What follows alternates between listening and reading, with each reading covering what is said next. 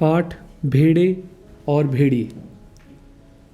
एक बार एक वन के पशुओं को ऐसा लगा कि वे सभ्यता के उस स्तर पर पहुंच गए हैं जहां उन्हें अब एक अच्छी शासन व्यवस्था अपनानी चाहिए, और एक मत से यह भी तय हो गया कि वन प्रदेश में प्रजातंत्र की स्थापना हो। पशु समाज में इस क्रांतिकारी परिवर्तन से खुशी की लहर दौड़ गई कि सुख समृद्धि और सुरक्षा का स्वर्ण युग अब आया। और वह आया जिस वन प्रदेश में हमारी कहानी ने चरण धरे हैं, उसमें भेड़ें बहुत थीं, निहायत नेक, ईमानदार, कोमल, विनयी, दयालु, निर्दोष पशु जो घास तक को भी फूंक फूंक कर खाता है। भेड़ों ने सोचा कि अब हमारा भय दूर हो जाएगा। हम अपने प्रतिनिधियों से कानून बनवाएंगे कि कोई जीवधारी किसी को ना सताए, ना मारे, सब जिए और जीने दें। शांति, स्नेह, बंधुत्व और सहयोग पर ही समाज आधारित हो। पर इधर भेड़ियों ने सोचा कि हमारा अब संकट काल आया। भेड़ों की संख्या इतनी अधिक है कि पंचायत में उनका ही तो बहुमत होगा, और अगर उन्होंने कानून बना दिया कि कोई पशु किसी को ना मारे तो हम खाएंगे क्या? क्या हमें घास चरना सीखना पड़ेगा? ज्यों ज्यों चुनाव समीप आता, भेड़ों का उल्लास बढ़ता जाता। ज्यों ज्यों चुनाव समीप आता, भेड़ियों का दिल बैठता जाता। एक दिन बूढ़े सियार ने भेड़िए से कहा, मालिक, आजकल आप बड़े उदास रहते हैं। हर भेड़िए के आसपास 2-4 सियार रहते ही हैं। जब भेड़िया अपना शिकार खा लेता है, तब ये सियार हड्डियों में लगे मांस को कुतर कर खाते हैं और हड्डियां चूसते रहते हैं। ये भेड़िए के आसपास दुम हिलाते चलते हैं, उसकी सेवा करते हैं और मौके बेमौके हुआ हुआ चिल्लाकर उसकी जय बोलते हैं। तो बूढ़े सियार ने बड़ी गंभीरता से पूछा, महाराज, आपके मुख चंद्र पर चिंता के मेघ क्यों छाए हैं? खैर, भेड़िए ने कहा, तुझे क्या मालूम नहीं कि वन प्रदेश में नई सरकार बनने वाली है? हमारा तो राज अब गया समझ। सियार ने दांत निपोर कर कहा, हम क्या जाने महाराज, हमारे तो आप ही माई बाप हैं। हम तो कोई और सरकार नहीं जानते। आपका दिया खाते हैं और आप ही के गुण गाते हैं। भेड़िए ने कहा, मगर अब समय ऐसा आ रहा है कि सूखी हड्डियां भी चबाने को नहीं मिलेंगी। सियार सब जानता था, मगर जानकर भी न जानने का नाटक करना न आता तो सियार शेर ना हो गया होता। आखिर भेड़िए ने वन प्रदेश की पंचायत के चुनाव की बात बूढ़े सियार को समझाई और बड़े गिरे मन से कहा, चुनाव अब पास आता जा रहा है।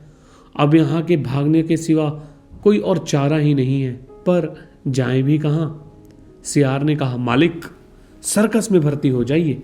भेड़िए ने कहा, अरे वहाँ भी शेर और रीछ को तो ले लेते हैं, पर हम इतने बदनाम हैं कि हमें वहाँ भी कोई नहीं पूछता। तो सियार ने खूब सोचकर कहा, अजायब घर में चले जाइए। भेड़िए ने कहा, अरे वहाँ भी जगह नहीं है, सुना है वहाँ तो आदमी रखे जाने लगे हैं। बूढ़ा सियार अब ध्यान मग्न हो गया। उसने एक आंख बंद की, नीचे के होंठ को ऊपर के दांत से दबाया और एक टक आकाश की तरफ देखने लगा और फिर बोला, बस सब समझ में आ गया। मालिक, अगर पंचायत में आप भेड़िया जाति का बहुमत हो जाए तो?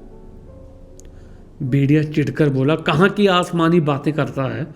अरे हमारी जाति कुल 10% और भेड़ें और अन्य छोटे पशु 90%। भला वे हमें काहे को चुनेंगे? और कहीं जिंदगी अपने को मौत के हाथ में सौंप सकती है। मगर हाँ, ऐसा हो सकता तो क्या बात थी। बूढ़ा सियार बोला, आप खिन्न मत होइए सरकार, एक दिन का समय दीजिए, कल तक कोई योजना बन ही जाएगी। मगर एक बात है, आपको मेरे कहे अनुसार ही कार्य करना पड़ेगा। मुसीबत में फंसे भेड़िए ने आखिर सियार को अपना गुरु माना और आज्ञा पालन की शपथ ली। दूसरे दिन बूढ़ा सियार अपने 3 सियारों को लेकर आया। उनमें से उसने एक को पीले रंग में रंग दिया, दूसरे को नीले में और तीसरे को हरे रंग में। भेड़िए ने देखा और पूछा, अरे ये कौन है? बूढ़ा सियार बोला, ये भी सियार हैं सरकार, मगर रंगे सियार हैं। आपकी सेवा करेंगे, आपके चुनाव का प्रचार करेंगे। भेड़िए ने संदेह जताया, शंका की, मगर इनकी बात मानेगा कौन? ये तो वैसे ही छल और कपट के लिए बदनाम है। सियार ने भेड़िए का हाथ चूमकर कहा, बड़े भोले हैं आप सरकार। अरे मालिक, रंग रूप बदल देने से तो सुना है आदमी तक बदल जाते हैं, फिर ये तो सियार हैं। और तब बूढ़े सियार ने भेड़िए का भी रूप बदला। माथे पर तिलक लगाया, गले में कंठी पहनाई और मुंह में घास के तिनके खोस दिए और बोला, अब आप पूरे संत हो गए हैं, अब भेड़ों की सभा में चलेंगे, मगर 3 बातों का ख्याल रखना। अपनी हिंसक आंखों को ऊपर मत उठाना, हमेशा जमीन की ओर देखना और कुछ बोलना मत, नहीं तो सब पोल खुल जाएगी और वहां बहुत सी भेड़ें आएंगी, सुंदर सुंदर, मुलायम मुलायम, तो कहीं किसी को तोड़ मत खाना। भेड़िए ने पूछा, लेकिन ये रंगे सियार क्या करेंगे? ये किस काम आएंगे? बूढ़ा सियार बोला, ये बड़े काम के हैं महाराज, आपका सारा प्रचार ये ही तो करेंगे, इन्हीं के बल पर आप चुनाव लड़ेंगे। यह पीला वाला सियार बड़ा ही विद्वान, विचारक, कवि है और लेखक भी है, और ये नीले वाला सियार नेता और पत्रकार है, और ये हरा सियार जो आप देख रहे हैं ना, ये है धर्मगुरु। बस अब चलिए। जरा ठहरो, भेड़िए ने बूढ़े सियार को रोककर कहा, ये कवि, लेखक, नेता, विचारक, अरे ये तो सुना है बड़े अच्छे लोग होते हैं, और ये तीनों। बात काटकर सियार बोला, ये तीनों सच्चे नहीं हैं, रंगे हुए हैं महाराज, अब चलिए, बस देर मत कीजिए। और वे चल दिए। आगे बूढ़ा सियार था, उसके पीछे रंगे सियारों के बीच भेड़िया चल रहा था। मस्तक पर तिलक, गले में कंठी, मुख में घास के तिनके, धीरे धीरे चल रहा था, अत्यंत गंभीरता पूर्वक, सिर झुकाए, विनय की मूर्ति बने हुए। उधर एक स्थान पर हजारों भेड़ें इकट्ठी हो गई थी उस संत के दर्शन के लिए, जिसकी चर्चा बूढ़े सियार ने पूरे जंगल में फैला रखी थी। चारों सियार भेड़िए की जय बोलते हुए भेड़ों के झुंड के पास आए। बूढ़े सियार ने एक बार जोर से संत भेड़िए की जय बोली और कहा, भेड़िया बाबा की। भेड़ों में पहले से ही यहां वहां बैठे सियारों ने भी जय ध्वनि की, जय। भेड़ों ने देखा तो वे बोली, अरे भागो, ये तो भेड़िया है। परंतु बूढ़े सियार ने उन्हें रोककर कहा, भाइयों और बहनों, अब डरो मत, भय मत करो, क्योंकि भेड़िया राजा संत हो गए हैं। उन्होंने हिंसा बिल्कुल छोड़ दी है, उनका हृदय परिवर्तन हो गया है। वे आज 7 दिनों से घास खा रहे हैं, रात दिन भगवान के भजन और परोपकार में लगे रहते हैं। उन्होंने अपना जीवन जीव मात्र की सेवा में अर्पित कर दिया है। अब वे किसी का दिल नहीं दुखाते, किसी का रोम तक नहीं छूते। भेड़ों से, अरे भेड़ों से तो उन्हें विशेष प्रेम है, क्योंकि इस जाति ने जो कष्ट सहे हैं ना, उनको याद करके कभी कभी भेड़िया संत की आंखों में आंसू आ जाते हैं। उनकी अपनी भेड़िया जाति ने जो अत्याचार इस भेड़ जाति पर किए हैं, उनके कारण भेड़िया संत का माथा ही शर्म से, लज्जा से झुका हुआ है। सो इसीलिए ये ऐसे खड़े हैं। परंतु अब वे बाकी का जीवन आप सभी की सेवा में लगाकर अपने तमाम पापों का प्रायश्चित करना चाहते हैं। अरे आज सुबह की ही बात है कि एक मासूम भेड़ के बच्चे के पांव में कांटा लग गया, तो भेड़िया संत ने उसे अपने दांतों से निकाला। अरे भाई, दांतों से। पर जब बेचारा वह छोटा सा मुलायम बच्चा कष्ट से चल बसा, तो भेड़िया संत ने सम्मान पूर्वक उसकी अंत्येष्टि क्रिया की। अब तो वे सर्वस्व त्याग चुके हैं। अब आप उनके भय मत करें, आप उनसे डरे मत, उन्हें अपना भाई ही समझें। सब मिलकर बोलो, संत भेड़िया जी की जय। भेड़िया जी अभी तक बेचारे उसी तरह गर्दन डाले विनय की मूर्ति बने बैठे थे। बीच में कभी कभी सामने की ओर इकट्ठी हुई सुंदर सुंदर भेड़ों को देख लेते और अपनी टपकती हुई लार को घुटक जाते थे। फिर बूढ़ा सियार फिर बोला, भाइयों और बहनों, मैं भेड़िया संत से अपने मुखारविंद से आपको प्रेम और दया का संदेश देने की प्रार्थना करता, पर प्रेमवश उनका हृदय भर आया है। वे गदगद हो गए हैं और वे भावातिरेक से उनका कंठ अवरुद्ध हो गया है, वे बोल नहीं सकते। अब आप इन 3 रंगीन प्राणियों को ही देखिए, आप इन्हें पहचान नहीं पाए होंगे। अरे पहचानेंगे भी कैसे, ये इस लोक के जीव थोड़ा ही हैं, ये तो स्वर्ग के देवता हैं, स्वर्ग के देवता जो हमें सत उपदेश देने के लिए पृथ्वी पर उतरे हैं। अरे ये जो पीले विचारक हैं, कवि हैं और लेखक हैं, और ये जो नीले देवता हैं, ये नेता और स्वर्ग के पत्रकार हैं, और ये हरे वाले, ये हैं धर्मगुरु। अब कविराज आपको स्वर्ग का एक सुंदर सा संगीत सुनाएंगे। जी हाँ कवि जी, शुरू कीजिए। पीले सियार को हुआ हुआ के सिवा कुछ और तो आता ही नहीं था।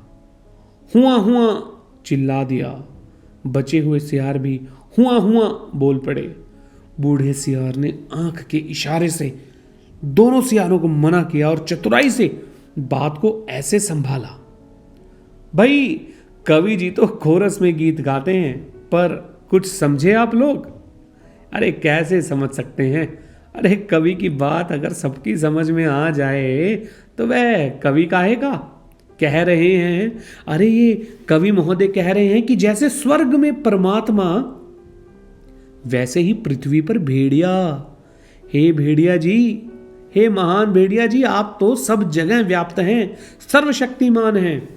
प्रातः आपके मस्तक पर तिलक करती है, सांझ को उषा आपका मुख चूमती है, पवन आप पर पंखा करती है, और रात आपकी ही ज्योति लक्ष लक्ष खंड होकर आकाश में तारे बनकर चमकती है।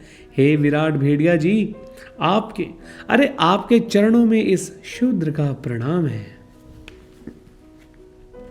फिर नीले रंग के सियार ने कहा, जो कि एक नेता और पत्रकार था, निर्बलों की रक्षा बलवान ही कर सकता है। भेड़ें बिचारी कोमल हैं, निर्बल हैं, अपनी रक्षा नहीं कर सकती, बल्कि भेड़िए बलवान हैं। इसलिए उनके हाथों में अपने हितों को छोड़कर निश्चिंत हो जाओ, वे भी तुम्हारे भाई हैं। अरे आप सब लोग एक ही जाति के हो, तुम भेड़, वह भेड़िया, कितना कितना कम अंतर है। और बेचारा भेड़िया व्यर्थ ही बदनाम कर दिया गया है कि वह भेड़ों को खाता है। अरे खाते हैं कोई और, हड्डियां बेचारे भेड़ियों के दरवाजे पर फेंक जाते हैं। ये तो बेचारे बस यूं ही बदनाम होते हैं। अरे तुम लोग तो पंचायत में बोल भी नहीं पाओगे। भेड़िए बलवान होते हैं, ताकतवर होते हैं। यदि तुम पर कोई अन्याय होगा ना, तो ये भेड़िए डट कर लड़ेंगे। इसलिए अपने हित की रक्षा के लिए तुम भेड़ियों को चुनकर पंचायत में भेजो। अरे बोलो संत भेड़िया की जय। इस तरह पीले और नीले सियार ने अपने विचार दिए। फिर हरे रंग के धर्मगुरु की बारी आई। उन्होंने कहा, अरे जो यहां त्याग करेगा वह उस लोक में पाएगा, जो यहां दुख भोगेगा वह वहां सुख पाएगा, जो यहां राजा बनाएगा वह वहां राजा बनेगा, जो यहां वोट देगा वह वहां वोट पाएगा। इसलिए सब मिलकर भेड़िए को वोट दो, क्योंकि वे दानी हैं, परोपकारी हैं, संत हैं। मैं उनको प्रणाम करता हूं। अंत में पाठ के लेखक कहते हैं कि यह एक भेड़िए की कथा नहीं है, यह सब भेड़ियों की कथा है। सब जगह इसी तरह से प्रचार हुआ। भेड़ों को विश्वास हो गया कि भेड़ियों से बड़ा उनका कोई भी हित चिंतक और हित रक्षक नहीं है। और जब पंचायत का चुनाव हुआ तो भेड़ों ने अपनी हित रक्षा के लिए भेड़ियों को चुना, और पंचायत में भेड़ियों के हितों की रक्षा के लिए भेड़िए प्रतिनिधि बनकर गए। और पंचायत में भेड़ियों ने बिचारी भेड़ों की भलाई के लिए पहला कानून यह बनाया, हर भेड़िए को सुबह नाश्ते के लिए एक भेड़ का मुलायम बच्चा दिया जाएगा। दोपहर के भोजन में एक पूरी भेड़ तथा शाम को स्वास्थ्य के ख्याल से कम खाना चाहिए, इसलिए आधी भेड़ दी जाएगी। धन्यवाद।